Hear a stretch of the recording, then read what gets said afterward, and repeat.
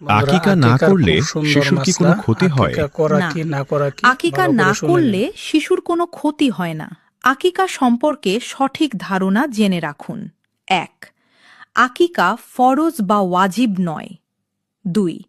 আকিকা না করলে শিশুর কোনো গুনাহ হয় না। ৩.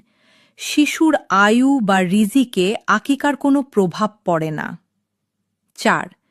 শিশুর অসুস্থতা বা দুর্ঘটনার সাথে আকিকার কোনো সম্পর্ক নেই। ৫. আকিকা না করলে অমঙ্গল হবে এমন ধারণা সম্পূর্ণ কুসংস্কার। ৬. আকিকা একটি সুন্নতে মুয়াক্কাদা, গুরুত্বপূর্ণ সুন্নত। ৭. মুহাম্মদ সাল্লাল্লাহু আলাইহি ওয়াসাল্লাম আকিকা করার প্রতি উৎসাহ দিয়েছেন।